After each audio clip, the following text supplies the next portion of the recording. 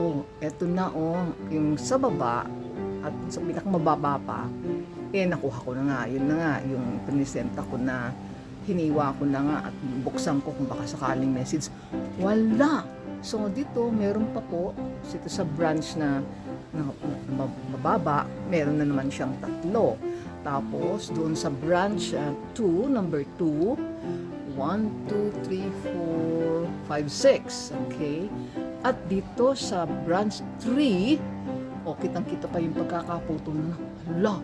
1, 2, 3, 4, 5, 6, 7, 8, 9, 10, 11, 12, 13, 14, 15.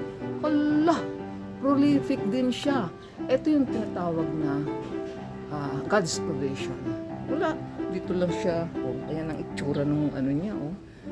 Ng, dito siya tumubo. Good siguro talaga yung soil dito. Okay? So, ito. Hindi ko na nga nalilinis ng garden kong ito eh. Dahil nagkasakit nga ako eh. Tapos may papaya pa ulit na tumubo. Hindi ko tanim yan. Tanim ulit ni Ibon. At itong saging. Oh, medyo gumanda naman. Ilagyan ko siya ng mga yung balat ng itlog. Ewan ko, it could be, yun ang one of the reasons siguro. Meron siyang dagdag na vitamina. Okay? Ala, ito ang papaya part 3. Walang seeds. Goodness me. Pero nakita ko mukhang dumami na ang bunga niya. Ito yung papayang talagang wala siyang seeds. So, basta na lang tumubo. Tapos naputol siya. Pinabayaan ko lang mabuhay. And then, nabuhay nga. Nagkaroon ng branches na 3. O tapos may pakinabang pa siya, mabuti hindi namin pinatay. Okay? Ganun siguro nga talaga pag binigyan mo ng hope, nabubuhay. Parang sa tao din 'yan, di ba? May hope, always may hope. And sa catechesis natin, mayroong prayer ng tinatawag nating act of faith, act of hope, and charity, di ba? Kaya talagang buhay. Siya, nahusgahan ko na. Ang tamis. Talagang sweet siya. Kaya lang wala namang bunga. Ay, wala namang seed. So, paano? Basta na lang tutubo na lang din siguro doon. Ay, nako. At any rate, masarap talaga siya. Matamis. Paano ko ma-share ito sa iba? Bahala na dun sa susunod na mga bunga niya.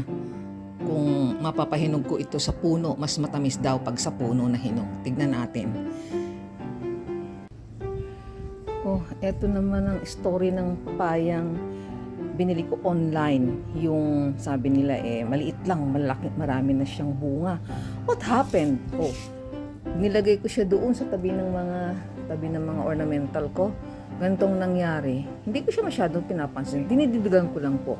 Walang foliar, walang vitamins whatsoever. And then, ito ang kanyang kasabayan. Medyo katabi naman dito ng mga katabi ng yung mga veggies ko naman. Medyo malaki siya. Pero parang na foliar ko 2 weeks ago. Medyo lumaki ng konti. Ito din, yung kanyang, these leaves, ito. Lumaki, pero dito sa baba niya, tignan mo naman, anong itsura yan? Anong klaseng papaya ito? Ito yung papayang napabayaan. Sige, I got sick, hindi ko masyadong naalagaan. Hindi naman kayang alagaan ng anak ko dahil meron siyang konting business. But, ang story ng papaya ay napakaganda. Ang papayang Ibon lang ang nagtanim. Ito, tanim ko na to ha. Nag-online, binili ko sa online. Ito ay isang papaya daw na maliit pa lang. Makikita mo talaga sa kanilang, ang tawag dito, sa FB. Daming bunga, maliit pa lang. So, nainganyo ngayon ako. But sabi nga nila, siguro, meron din silang dinidilig na vitamins o foliar nila sarili, kaya ganun. Ito, wala, basta nang tinanim ko, nidiligan ko, hanggang doon lang.